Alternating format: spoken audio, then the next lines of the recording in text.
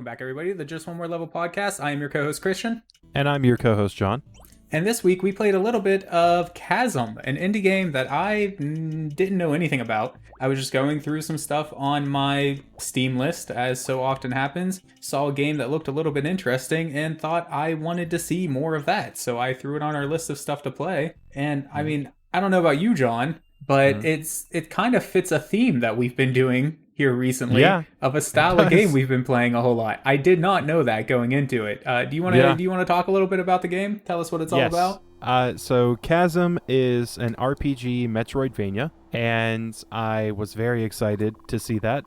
And it reminded me of the game that we played a couple episodes ago, Under Hero, but it's a little bit different than Under Hero. Under Hero had turn-based combats, and it kind of blended classic pixel art with newer graphics. There was kind of a blend there, but this is all pixel art, and I love it. It looks amazing. Everything about the artwork is fantastic to me. I love the movement, the motion. You can see it right here in the video if you're watching the video for the crowd later. It's so fluid and smooth and energetic. There's something about the animation that I'm in love with about this game. What did you think? Yeah, it looks amazing. The whole the art direction that they took just looks amazing. In general. It's very colorful, it's very vibrant, very clear, while at the same time still being pixel art, which is obviously anybody who's been watching the show for a while should know that me and you both are huge fans of pixel art and classic games and things like that. So I thought it just looked beautiful. I love this style that they went with it. And on top of that, they have two different soundtracks for the game. You may have seen, if you're watching the video, me go in and out of the menu, and you can actually choose whether you want a chiptune soundtrack or whether you want a more classic soundtrack for the game. And that's just another little touch that I thought was, I mean, that was awesome, right? I love chiptune music. That's another thing I love. So instantly, I just went ahead and turned that on. Now, I played a little bit of both just so I could hear what it sounded like with and without. But the chiptune is just, it's beautiful. Highly suggest playing with the chiptune audio on. Yeah, that's what I did the entire time. I noticed that before I even started the game. I was messing around with the options, and I played with chiptune the entire time except for the intro. So it was fantastic. The music's really, really good throughout. Later in the game, you end up in a mine or a chasm. Fun. And the music that's down there is fantastic. It reminded me a lot of Castlevania. This game reminds me of Castlevania Symphony of the Night specifically.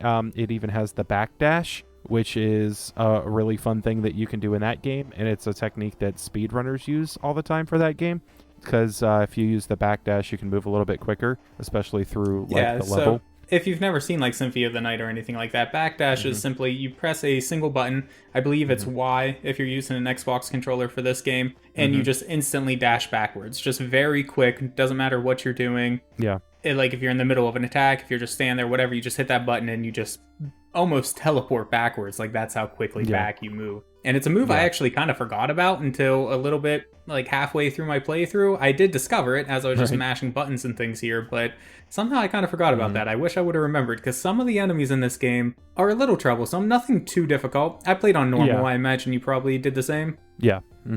Yeah. So nothing too difficult. I never died or anything like that, but some of their movement patterns were a little bit difficult to get used to. I expected more knockback, kind of, or more stunning on enemies whenever I would attack them than what I experienced. Some of the enemies are able to just kind of power through your attacks and come right up and smack you around anyways. So having that backdash button, really, it's a lifesaver, literally. Yeah. You can attack them, hurry up, dash back, because you can't just attack constantly. You have to leave a little bit of a recharge time in between attacks, and depending what kind of weapon you're using, there could be more or less of that recharge time, and obviously some enemies take more than one strike to kill, so yeah, that really comes in handy, being able to just quickly get out of the way whenever they're charging at you like that. Yeah. Oh, I died about 7 or 8 times probably, because it's to up until this point I haven't found any health items. I don't know if you did, but I tried the arcade mode after I played a little bit of the actual game. And in the arcade mode, you get to see a little bit further into what you get later game. Not late game, but like a little bit later on than I got, at least in my hour that I played.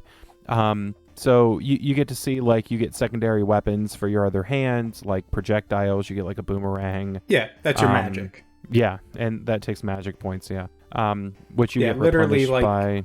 Stole it from. It's basically just stole it straight out of Castlevania. Even the classic games, the blue whatever they call it, but the blue symbols here in this game are like the hearts that you collect in the Castlevania games. Yeah, and you get them from breaking those points candles. to use different kinds of weapons, and they literally stole a lot of those weapons from Castlevania. You have a dagger, which just flies straight. You have the axe, which kind of has the arcing, like the axe does in the first Castlevania game. There was a magic Molotov, which I imagine is basically just the holy water. I never actually bought that one to try it, but I imagine that's kind of how it works, etc. Yeah, and it uses a point every time you throw it, but you replenish your points pretty easily, and you start with 30, unlike Castlevania, which I like. You actually start with a value. And you get them the same way. You get them by breaking candles or, whatever light sources around, like lanterns or whatever. Yeah. So, same basic mechanic there, but you also replenish your health whenever you level up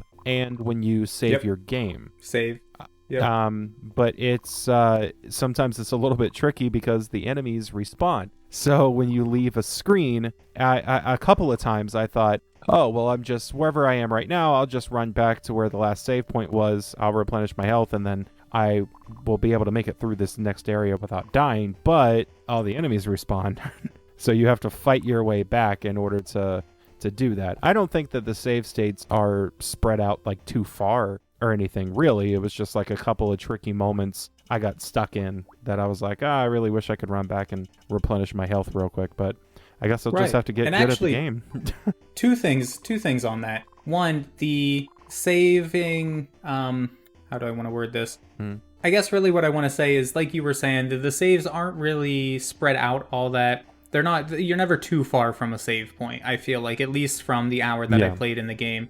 And to kind of drive that point home, they have a shortcut system. I don't know if you got far enough to ever unlock any of the shortcuts or found any of the shortcuts, but at least in the top of the mine, there are special areas you can find where it takes you to a sub area. And it seems like you may at some point unlock some sort of portal or something in this sub area. I'm not really sure.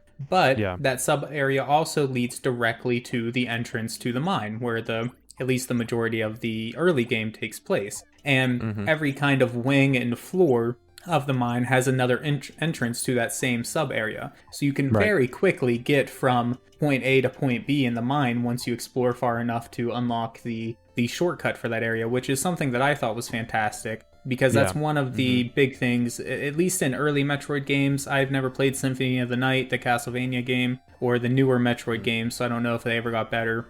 But at least in early Metroid games, there was a lot of backtracking, which is understandable. There is in this game as well, but at least in those early Metroid games, there was no good way to quickly backtrack. You just had to go the same way that you came down 90% of the time. In this game, at least, there is a very quick way to get from wherever you are, however deep you are in the mine, back up to the top, which I really appreciate. It's just, there's no reason for you to have to go through the same rooms 100 times unless you're wanting to grind out those enemies or look for little secrets or something like that. So I just appreciate when they give you a quicker way to get in and out. Yeah, and that's one of the best things about modern Metroidvania games, is they're able to take the premise and the gameplay that everybody loves so much and expand upon it in unique ways, or ways that even make it better than it ever was. Because, like you said, playing Metroid, wow, I really wish there was some kind of fast travel. I could just get back to this one area without having to slog my way through an entire level full of enemies again, or something like that. Right. And, it's a love letter to those old games, even down to the art style, but at the same time, a couple of quality of life improvements can go a long way. And right here, I'm watching the video of you going on your epic journey through the countryside, and it's beautiful. It's just beautiful. It's parallax scrolling. I mean, not technically, but same kind of thing. The way the background moves different from the foreground, but in layers, and just sitting by a little campfire here. It's beautiful. It's gorgeous. If anything, and play it's the game little for details the like that I really love, because there's a lot of modern games. For instance, I'm a huge fan of Pokemon. Always love the Pokemon games. The newest games in the series, Sword and Shield, they're wonderful games, don't get me wrong. But they got rid of so many of the little details like that, like the little sequences between traveling between areas and things. It really, in my opinion, it hurt the experience of playing the game. I love those little details that just kind of add to the experience, just kind of to the ambiance, where they didn't have to have that in there. Once you leave the main castle to go to this little mining town that you're sent on a mission to, they could have just had it fade to black, and then you could have faded into the new area. They very easily could have done that, and that's what a lot of games, like I said, Pokemon. I remember when I was younger, if you got onto like the, what's it called, the boat on the first game, SS Anne or whatever, there was a whole sequence where you were on the boat and then you were pulling out from the port and then fighting all the enemies and things and then pulling into another port and things like that. And the new games, like you get on a train and it just fades to black and then fades back in, and there you go, it's over. That was your train ride. And it's just like, I just miss those little details, and that's this game in general, at least from what I've played, that's what they did so well. In everything, in the music, in the art, in the gameplay, they just hit all those little details. There's only one thing that I had a problem with in my time playing, and it's a little detail, something they could, I don't know if they're still pushing updates, but it's something I feel they could relatively easy fix, or maybe it's some ability that you unlock later, I don't know. But the ability to quickly switch your weapons. Yeah. Because there are different weapon types, and they all attack a little bit differently. So you have like clubs with big powerful hits, but they're a little bit slower. You have like your swords, which are quicker, your fists, which are short range but even quicker than a sword, and then of course you have all your different magic attacks or magic items that you can use, and there's just no quick way to switch between them. You have to go into the menu, into your equipment, and then select which one you want and then back all the way back out. That's the only thing. I wish they just had like the L and R button would switch between your weapons, and then like maybe the L2 R2 button would switch between your magic weapons. That's the only little quality of life detail, at least in my time playing, that I was like, you know what? I think they could have done better with that. Everything else was on the mark. Yeah. And I struggled a little bit with the rats. the enemy that's down there. I think that was probably the hardest enemy. It's just well, and that's later not there's what you expect. Right, exactly. And later there's another little enemy type that's like, it's like a little lizard guy, and he's got a dagger with blood on it. Oh. And he just charges at you and sticks you with the dagger. And he's pretty rough too. And it was just like, it was just unexpected, and you really have to get good at timing your hits and your backdash when you fight something like that. And I was trying to use the dagger that you get for the longest time because it has a higher attack, but it's a shorter range. So I ended up switching back to the sword, even though it's a lower attack. If you time everything that you're doing really well, it doesn't really matter because it has that reach. And I never picked up a dagger. Yeah, you find a dagger, and it's not something you can throw. It's another like short sword type weapon that you can use. So it's, well, I think the loot may be randomized in this game. I never picked up a dagger. I did get a club fairly early in the game, which does significantly more damage than even the sword does, but it's very slow. The bonus, in my opinion, with it was that it has a big sweeping attack, so you can actually hit things like above you, for instance. Which is pretty nice, because in this game you can't aim your attack up or down, only side to side. That's it's a design decision. I'm not going to say whether that's better or worse, but that is one thing I personally think I prefer with the newer Castlevania games. I believe you can attack up and down and like diagonally and things like that. I know that it's something that they kind of lost, because in Castlevania 4, and I think one of the Sega Genesis games, you can attack in multiple directions. But then for a lot of the newer like DS Castlevania games, because after Symphony of the Night, they kind of gave up on the side-scrolling thing and they tried to become a 3D action genre, which is kind of weird for Castlevania. But they all of the 2D games that came out on the DS and stuff, they went back to the original you can only whip in one direction type of thing, which is super strange, because that feels like a super like a step back. A big step back. I kind of like I said, I mean, I'm sure there are people who prefer it where you can only attack left or right, but I definitely prefer the ability to attack diagonally, up and down, sort of thing. The more Metroid style, or at least some Castlevania games have done it that way. And I definitely prefer that. It just gives you more versatility on how you want to go about fighting your enemies. So, but it's not that big of a deal. And again, we only played the first hour, and a big thing in every Metroidvania game is unlocking new skills, new power-ups, new abilities as you play. Oh, yeah. So who knows? Maybe there will be a weapon where you can aim later in the game. We don't know. Right. We only played the first hour, so Right. Yeah, Right. and that's the thing too. I'm watching your playthrough, and it's very interesting because it's very different from what I played. And I noticed that when you generate the game, it generates a seed. So I'm wondering if it's like I didn't Minecraft. even think of that until now. Mm-hmm. Yeah, So I'm every wondering if playthrough it's- most likely is different. It has a different layout. I completely forgot about that seed in the beginning of the game. I can guarantee you that's how they do it.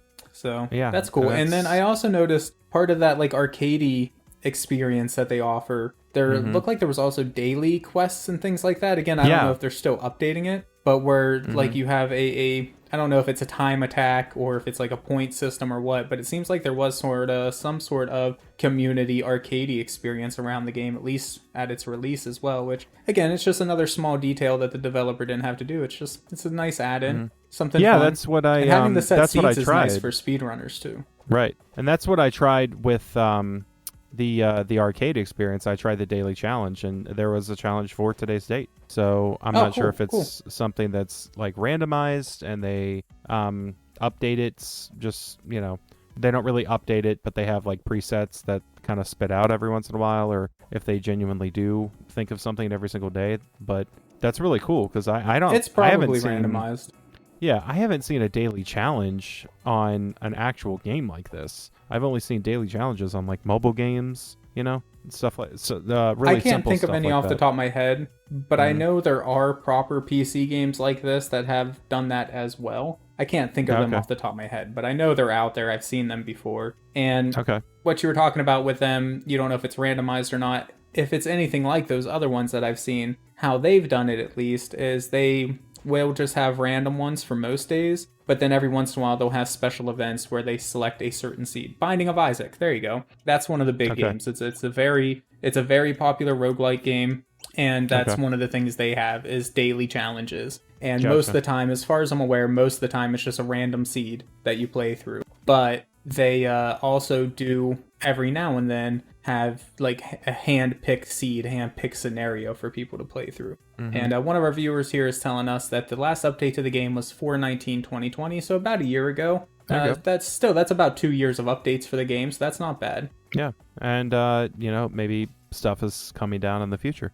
I don't know anything about this studio. I don't know if they're still creating games. I don't know if they went under. I would love to see a sequel. I mean, obviously I haven't finished this one yet. Oh, yeah. A little bit spoiler for later in the podcast, but it's likely I will finish this game at some point. Right.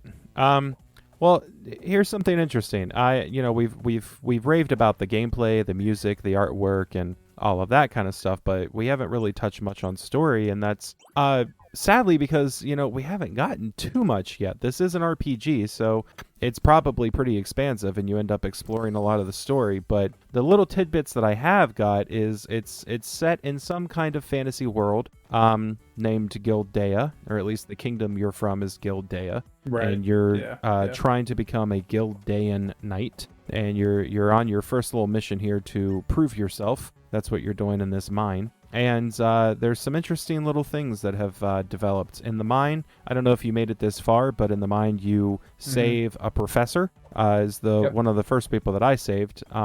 And he is doing some exploring in this mine to try to uncover an ancient civilization that was doing something down here. He's not really sure why they were down here or why they became lost, but one of the little things you can find in the mayor's cabin when you get the key to go into the mine is a list of people from the town that have also come up missing. So it's kind of a mystery. And I think it's really interesting if they continue to uncover the story in that way, where it's just like little mysteries that you have to solve and you end up piecing things together, because you do keep a journal and a bestiary as you're playing. Yes, so love bestiaries. Huge fan of that. Yeah, a huge bestiary. There's 87 entries I believe. I thought it was 81. It's 80 something for sure. Yeah. So that's really, really cool. That's a lot. And on the whole thing with the professor and things like that you were talking about, I also noticed, I don't know if you found this little tidbit, there's an inn type of area. And in that inn, it seems like you can find that professor's room and you can get an extra journal entry in there.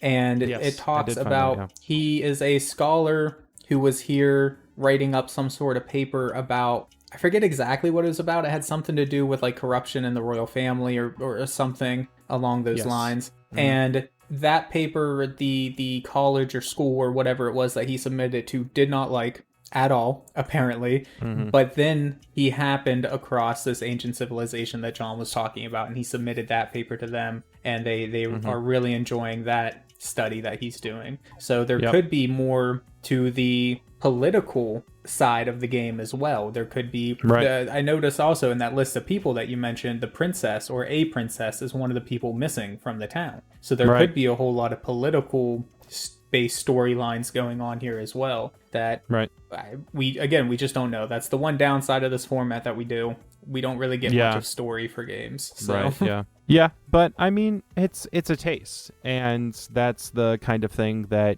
makes you want to play just one more level, is wanting to uncover the story and see what else you get to experience, what upgrades you're going to get, what weapons and magical powers you're going to get, and different things like that. I think that's really, really cool, and I think that the first hour of this game is probably the best first hour of any game that we've played in a little while. I think that it has enticed me more than the last few games that we've played to want to play just one more level. And I mean, I think it's safe to say at this point, yes, I would play just one more level. I don't, if you got more to say, of course, you can speak your fill. But I really enjoyed it, and I would play just one more level, hands down. Yeah, I really don't have much more to say about the game, to be honest. It's a lot of fun. I definitely suggest everybody try it. I would also play just one more level. And kind of along the same theme as when we did Underhero last week or the week before, whenever it was. I mentioned how I have a list of Steam games that I want to play eventually, games I'm currently playing through, etc. I actually threw this one straight on to the list of games I'm currently playing. I tried to keep that list at 20 or under. I noticed I was sitting at 19 games right now that I'm playing in my free time. So I just threw this game straight on there. I just really enjoy it. It's a great Metroidvania style game. The best one that I've played possibly ever. Now, I've never played Symphony of the Night or anything like that, so I'm not going to say it's better than those games. But from my experience with Metroidvania games, this very well may be the best one I've tried. It's a lot of fun. Yeah. And I don't know the price off the top of my head. I don't imagine it's very much, but check it out. Look it up on Humble Bundle, look it up on Steam, wherever. And yeah, definitely look this one up. Give it a try. Yeah, and it's a lot of fun to play, and unlike some Metroidvania games that I've played, or just Castlevania-like games that I've played, just recently, we played for the Christmas episode, Krampus Quest, and that was kind of a Castlevania clone, and we played the original Metroid recently, as well as Underhero. So we're Castlevania we played to start off the season. We're developing quite a theme here. And this has been unintentional. For the most part, this was unintentional. Yes. But that's just kind of, it seems to be a genre that draws both Jon and I. So yeah. Well, it definitely seems intentional now, because we played Castlevania and then Metroid and then 2 Metroidvanias. Yeah. So we just need Symphony of the Night to round everything out. I have played Symphony of the Night, and I would say that it's so much like Symphony of the Night. It's one of the most pure Metroidvanias that I've ever played, because the inventory and equipment system is just like Symphony of the Night. You have the backdash, the different ways you can explore. The only thing that's really a big difference is the art style and the atmosphere. The atmosphere is very different from Symphony of the Night. Oh, so definitely, yeah. This is not gothic horror at all. This is medieval fantasy. Yeah. So depending on the atmosphere you're in the mood for, you could choose one. You may lean either way. Yeah. Yeah. But I had tons of fun playing it, and I would love to play more of it. And I think that Like, genuinely, I would, we say a lot on the podcast, we'll play just one more level of this. And sometimes it's like, yeah, are they really going to play one more level? Maybe not. But we would if we had the time, like exactly. all the time in the world. But we're both busy people, as I imagine a lot of our viewers are. And obviously, we also play a lot of games for the podcast. So would we, in a perfect world, there's a lot of games we would play just one more level of. But like John was saying, practically, it doesn't usually happen. Right. But this, absolutely. I'm going to play more of this as soon as possible. So, all right. So we each agree that we would play just one more level. Christian, what's next week on the podcast? Next week is going to be Fallout, the original Fallout game for PC. It's something that I've been playing kind of on my own outside of the whole podcast first. I'm doing some challenge runs of them and things. And I'm just I'm enjoying the game a lot. And Fallout series obviously is very large these days. And I just kind of thought it'd be fun to show off kind of where it all came from. And John, I believe it's a game you haven't played before, right? No. And I'm really glad that you said that, because apparently I read the list wrong and I was getting ready to play Fallout 3. And I had it downloaded and everything. And I was like, oh this is an interesting way to introduce the podcast to the Fallout universe. But so we also have a poll going on. By the time this video goes up, I believe the poll will be over, or at least very close to it. It's on our website, justonemorepodcast.com. And over there, we had asked what games people wanted to see us play. And it was a two-way tie between Spyro and Fallout 3. So we threw up a secondary poll. That's the one you can currently find. It's looking like Fallout 3 is going to end up winning that. So we may end up having two Fallout games relatively close together. But no, next week is going to be the original Fallout. Okay, good. So no, I've never played the original Fallout. I had a couple of friends that were pretty into Fallout 4 when it first came out, so I got to see them play that quite a bit. And I've just absorbed Fallout trivia, I guess you would call it, just through cultural exposure, you know? Right, But no, I've never actually sat down and tried to play a Fallout game myself. So have you ever played a CRPG, a computer RPG like Diablo, or obviously you haven't played Fallout, but I mean, for some reason I'm blanking on like every other CRPG right now. Baldur's Gate, Diablo. I mean, back in 2004, I played like 20 minutes of RuneScape. Yeah, that's not really a CRPG. That's more of an MMO. But okay, so this is going to be a new style of game for you as well. So that should be fun. I think you'll enjoy it. It's old, so the interface is a little bit clunky at times. Right. And it's definitely it's a style of game that's not. It takes some getting used to, but we'll see. We'll see next week. Okay. Yeah, and I played a very strange promotional type game that was similar to RuneScape called Coke Music.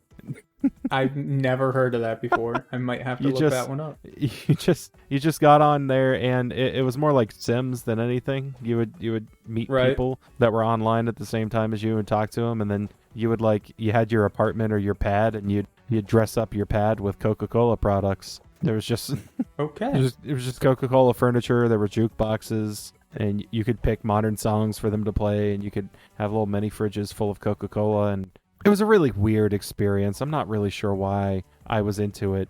I don't. That's not like a 10-year-old game to play. But anyway, I'm really looking forward to it, because I've heard tidbits of the lore of Fallout, and it always sounds super interesting. And I'd like to see kind of where it all started and work my way up from there. I think it would be a ton of fun. All the way up to Fallout 76. I'd love to see the teapot.